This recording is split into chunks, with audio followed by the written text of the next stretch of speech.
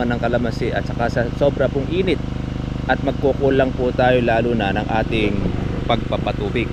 Kaya kailangan once po na nagbulaklak ng marami ang inyong pong kalamansi, huwag natin siyang pababayaan po ng ating patubig at kailangan din po syempre ng ating po pag-spray.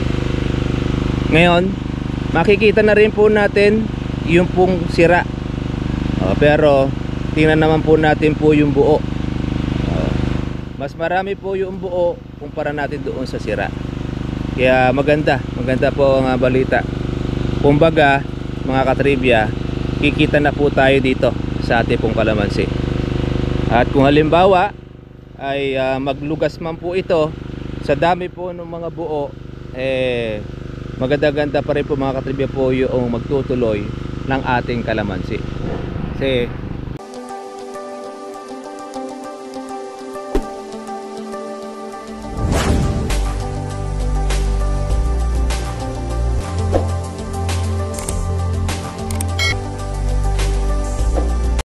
good morning po sa inyo mga katribya at welcome po sa aking YouTube channel, pati na rin po sa ating Facebook. Kaya kami po ay nagpapasalamat po una po sa Panginoon sapagkat meron tayo mabuti pagkakataon at nakatrabaho po tayo muli sa ating pong kalamansian. Ngayon ay makulimlim po rito sa amin, sa iba pong lugar po ay umuulan, pero tayo po mga katribya po ay nagpapatubig dahil di naman po ganun kalakas po ang ulan, shower rain. Kumbaga maganda na rin po pag-alaga po yun sa ating pong kalamansi, sa ating pong dahon.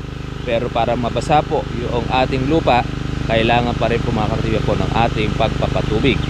Tayo po ay nagpapatubig ngayon mga katribya po, gamit po ang ating diesel pump, at least po para mabusog ang ating mga kalamansi. Ayan. At magtuloy-tuloy po itong ating inaalagaan pong bunga. Ngayon po mga katribya po yung ating mga buko na kung saan ay dati po ay bulaklak, ngayon mga katribya po ay mga buko na siya. Majority naman po ay mga buo. Sabihin, ayan pagka ang kalamansi po ay buo na kagaya nito, wala po siyang sira. Malaki po ang tsansa po nito na magtuloy, pero hindi po 100%. Pero pwede pa kasi ito mga katribya po na malaglag or malagas or magbawas. Ang kalamansi kasi mga katribya, nagbabawas po yan ng bunga kapag sobrang dami po ng bunga ng kalamansi at saka sa sobra pong init at magkukulang po tayo lalo na ng ating pagpapatubig. Kaya kailangan once po na nagbulaklak ng marami ang inyong pong kalamansi, huwag natin siyang pababayaan po ng ating patubig at kailangan din po syempre ng ating pong pag-spray. Ngayon, makikita na rin po natin yung pong sira. Pero tingnan naman po natin po yung buo. Mas marami po yung buo kumpara natin doon sa sira. Kaya maganda po ang balita. Kumbaga mga katribya, kikita na po tayo dito sa ating pong kalamansi. At kung halimbawa ay maglugas man po ito, sa dami po ng mga buo, maganda-ganda pa rin po mga katribya po yung magtutuloy ng ating kalamansi. Kasi yan po mga katribya po nagkakatalo ang mga farmers, ang mga magkakalamansi kung papaano patuloyin ang bulaklak, pati na rin po ang bunga. Madali pong magpabulaklak dahil kahit hindi mo lagyan po ng pataba, pagka natigang ang kalamansi, lalo na po dito sa amin sa Nueva Ecija, ay mamumuti po sa bulaklak ang kalamansi. Pero yung magpatuloy ng bunga mga katribya, yan po, dyan po halos nagkakatalo ang mga farmers dahil dyan na po yung pagalingan kung tawagin, yung teknika ng pag-aaral, pati na rin po ng ating mga gamot na mga ginagamit. Kasi pagka po hindi po ang aplikable ang ating gamot na ginagamit, ay kahit mamuti po sa bulaklak ang inyo pong kalamansi, yan din ay malalaglag at masisira. Yun po yung nag-aalaga. Papaano mga katribya kung hindi po nag-aalaga ng kalamansi? Ay lalo na kung wala pong matitira ng bunga doon sa kanyang inaalagaan. Kaya tayo mga katribya ay aragang continuous po yung ating pag-aaral, yung ating pagsisiyasat kung ano ang the best, kung ano ang maganda upang tayo mga katribya ay umani. Kasi gusto man po natin na umiwas doon po sa ating synthetic na ating ginagamit. Kaya lang pagka po halimbawa kagaya po noong ating nasubukan mga katribya, hindi naman po siya 100% ay hindi okay at hindi rin naman po 100% ay okay. Kumbaga nandun po sa parte po siya ng 50-50 ang lapat. Kaya nga ang ginawa po natin, yun naman po muna ang ating gamot, ang ating ginamit na dati natin pagpapabunga para po mas marami po ang magtuloy. Bagamat sumubok po tayo, kaya lang siyempre nasisira pa rin kasi 15 days po bago ang pag-i-spray Yun pong ating gamot na ginagamit pagka po sa bulaklak, every 3 days doon po tayo bumabalik uli po ng ating pag-i-spray. Pagka po mapapatlangan tayo, doon na po mananalakay mga katribya ang mga sira ng ating pong mga putakti. Kaya yun, doon natin siya inaagapan. Pero nagbunga naman siya ng magandang resulta dahil marami naman po mga katribya po ang buo. Yan. Yun pong mga sirang buko, yun pong mga oblong, tapos yun, mga ganito, malalaglag na po yan sa ilalim. Ito, mababawasan na yan. So, ngayon, pagka halimbawa tayo po ay magpapatubig, ay yan naman po ang susunod naman na lalabasan ng another na bulaklak. Kaya lang itong sa atin, hindi na po siya kagaya po ng dati na mamumuti po sa bulaklak. Kasi nakalipas na po yung pagputi ng kanyang bulaklak, mamulaklak man po siya, halos nandun lang po sa mga dulo-dulo yung hindi po namulaklak. O kaya yung mga napagpitasan ng ating pong kalamansi. Ayan, yung pong ating spray para po sa dapulak. Ayan o, tutuyo na. Ito isang beses po na ulan itong ating pag-i-spray. Kaya itong parte na ito ay meron pong talagang may mga sira dahil talagang yung ating pong gamot ay hindi po na-absorb. Kumbaga, nasa dahon na, noong maulan, nahugasan. Kaya lang, hindi naman po marami. Kasi pag halimbawa lahat po mga katribya po ay magtutuloy ng ating pong kalamansi, nako, kawawa po itong ating kalamansi mga katribya. Kumbaga sa kawan ay halos talagang hindi po makakalaki ang bunga. Po ginagawa po natin, natanggal po natin ang ating bagging. Ito yung nag-spray tayo ng ating pandamo, mga patay na siya. Ayan. Ang kagandahan mga katibya po pagka po power spray po ating ginagamit, hanggang sa kaloob-looban po ng ating kalamansi, naaabot po ng ating bomba. Kaya lang talagang maaksiyado lang talaga tayo mga katribya po ng ating pong gamot. Dahil siyempre, ayan, ito yung tinatawag natin na gamais size. Pag ganyan na po mga katribya po ng gamais, doon nyo na po makikita kung yung kalamansi ninyo magtutuloy o hindi. Yung lahat po ng mga burungkol, yung pong mga tawag po nila doon ay bulutong. Actually hindi po bulutong, yun ay tusok. Hindi na po magtutuloy yun. Yun po mga katribya po ay malalaglag. Kaya naman yun, nagbubuti po natin ang ating pong pag-i-spray, tsaka yung hindi tayo mapapatlangan ng ating pong mga bunga. Sa atin meron rin po tayong mga merong sira. Ayan. Ito po yung mga nahuli. Ito yung una natin na hindi inabutan po ng ating spray. May mga sira din siya. Pero compare naman natin doon sa buo, marami po yung buo. Majority naman po mga katibya po yung buo natin. Lalaki pa po ito. Lalo na yan, gaya nito, yan, kumpul-kumpulan po ito mga katribya. Doon po sa ating kalamansi, kapag halimbawa ito ay magtutuloy, ako napakaganda niyan. Kaya pagalingan po pagdating po dito sa ating pag-aalaga. Diyan na lang po ang ating advantage doon po sa mga ka-farmers po natin. Dahil lahat pagka po nagpabulaklak, iba talaga tuloy-tuloy, iba magkakasabay. Kung halimbawa man po ay medyo bumaba po ang presyo ng ating kalamansi, dito po mga ka-trader, pwede dinadala na lang po natin siya doon po sa laki at saka doon sa dapit ng bunga para po kumita ang mga magkakalamansi. Swertihan na lang pagka po naabutan natin yung mataas na matagalang taas at inabutan natin na marami. Kaya doon dumajackpot po yung ilan sa ating mga farmers ng pag-aalaga at ng kalamansi at kumikita po ng maganda. Siyempre, swertihan lang naman po yan. Siyempre, una-una, sa taas naman po ang nagkakaloob. Kaya ang importante, mga katribya, continuous lang po ang ating pag-aalaga.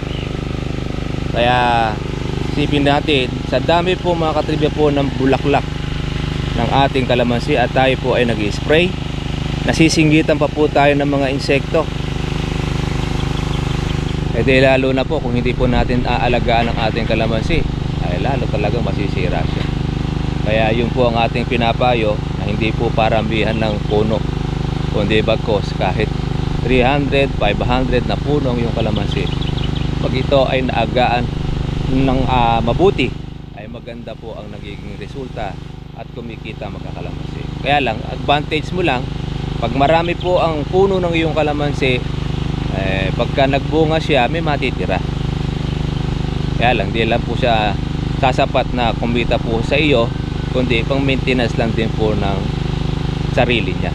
Minsan pagka sa sarili lang niya, di niya pumatustusan dahil konti ang nagiging bunga, konti natitira, kaya hindi kikita ang may-ari. Ngayon, ang ginagawa naman po ng iba, kung wala silang budget, wala silang pampuhunan, pinaaarkila ang kanilang kalamansi.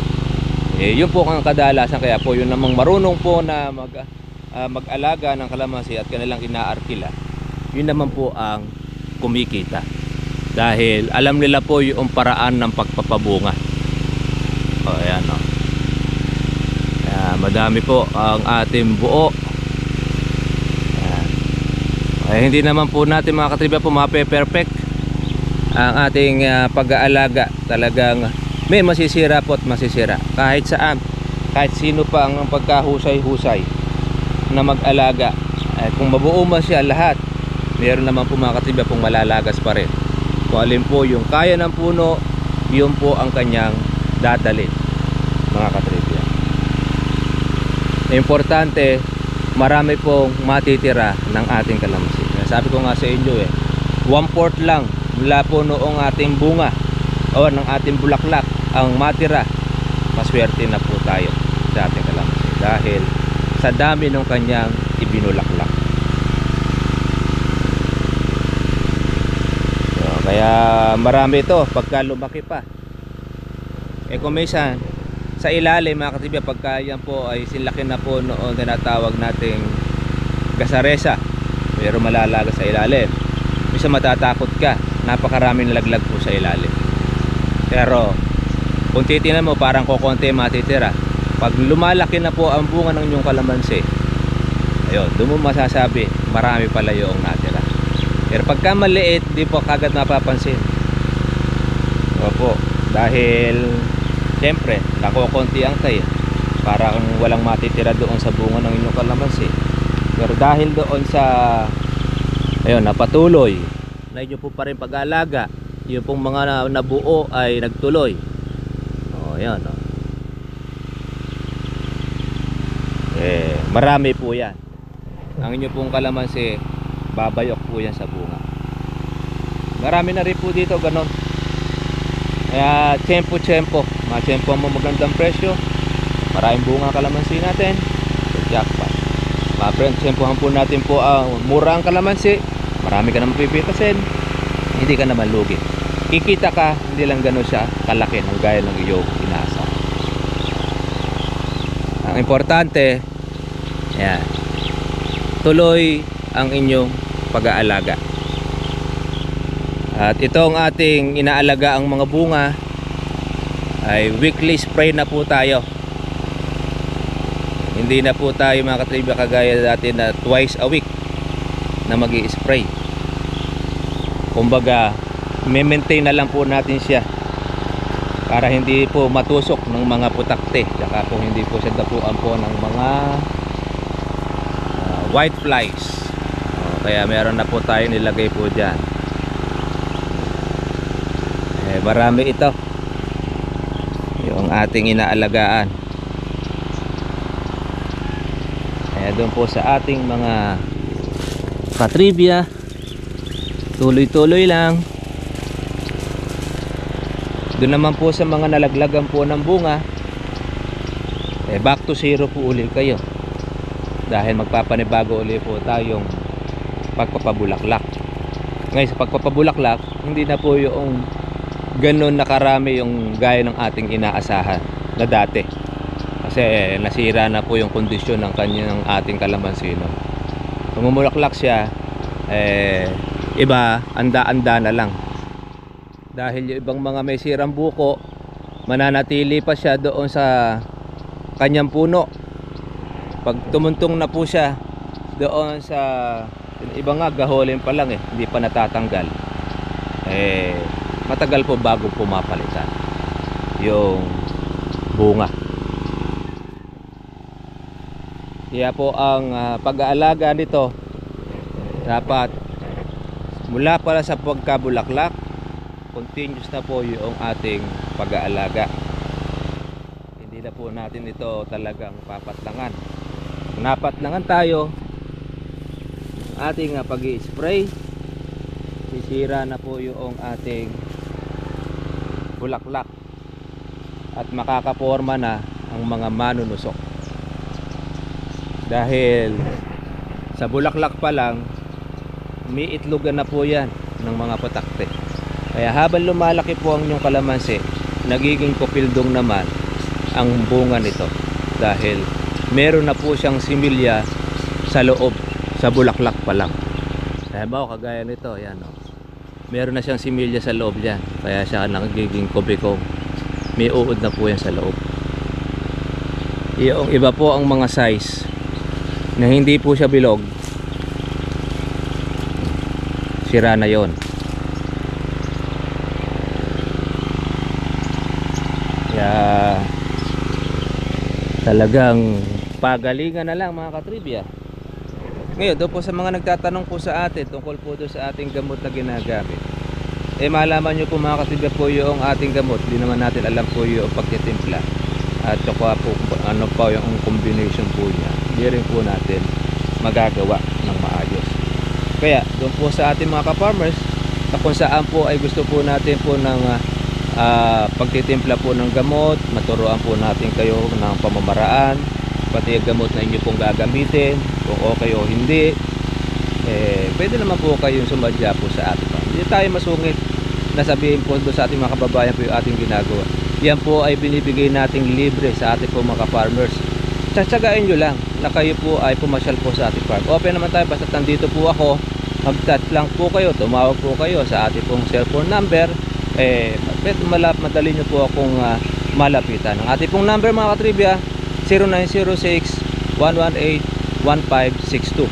Kaya doon po sa ating pong mga katribya, sa ating mga farmers na gusto pong matuto po ng pagtitimplada po ng gamot, tsaka yung pamamaraan ng pagpapabunga, hindi kayo pumasyal po sa akin.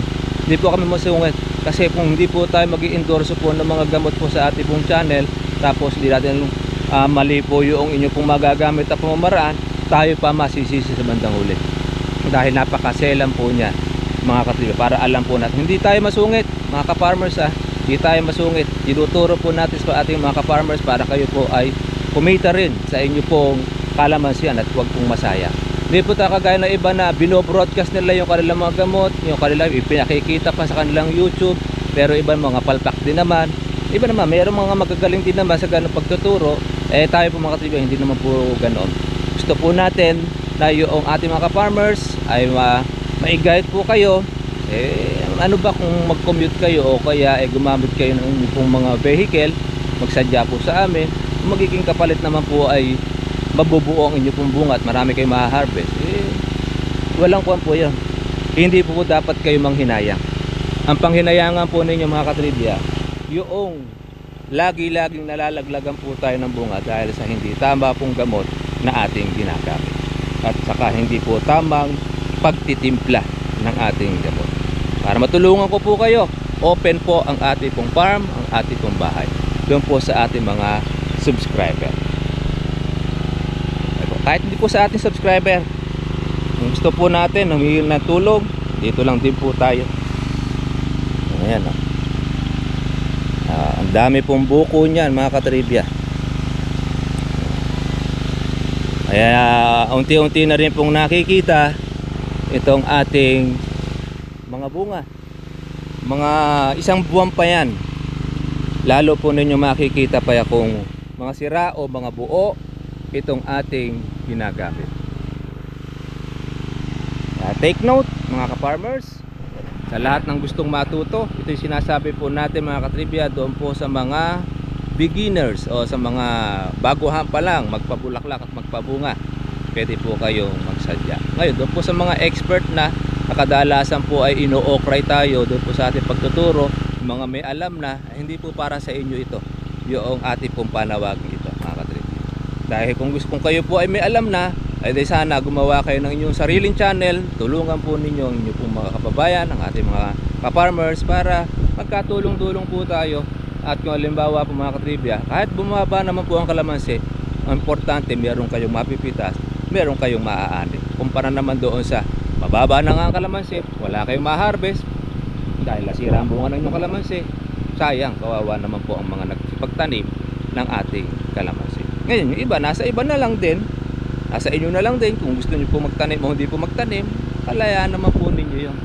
Dahil lang kalamansi po ay malikot ang presyo. Minsan mataas, minsan mababa. Siyempre, pag sabay-sabay ang ma-harvest, pababa. Pero pagka kukunti ang ma-harvest, tataas. Kagaya ngayon, matagal-tagal po ang taas ng kalamansi dahil halos nagkasabay-sabay siya. At halos ngayon ay puro alagaan pa rin po ng kalamansi. Kaya maswerte po yung mga naabutan. Yun naman pong inabutan man po mga katibi po ng baba ng kalamansi, swerte pa rin naman dahil meron naman silang mga mapipitas na bunga. Kaya tiyagaan lang, tiyempuhan. Hindi natin dapat mga katribya dapat na sukuan. Pag sinukuan mo ang isa pong bagay, talo ka, lugi ka. O yan, ganda po mga katribya po ng bilog ng ating kalamansi. Isa lang po ito ang sira. Ito, isa. Yan. Kahit anong klaseng gamot ang gamitin natin, hindi na po natin ito maaapula o mapipigilan. Kahit napakagaling pa ng gamot po ninyo, kasi ang uod nito nasa loob na. Ngayon, yung mga buo na ito, pwede pa yang tusukin. Kaya doon po natin siya mini-maintain ng ating weekly spray. Pero pagka yung klase po mga katribya po ng ating gamot ay hindi po aplikable, mauubos po yan yung mga buo na ito. Halos konti lang din ang matitira. Paano mga katribya? At isang makulimlim po na panahon sa inyo. At medyo nabawasan po ang init ng panahon, kaya darating po pagkakataon na mainit na uli. Kaya kailangan po natin ay magiging every 10 days or pwedeng 8 days ang ating pagpapatubig, lalo na pagka meron na tayo mga bunga na palaki. Kita-kita lang po tayo bukas mga katribya. God bless po sa inyo lahat. Sana pagpalain po tayo.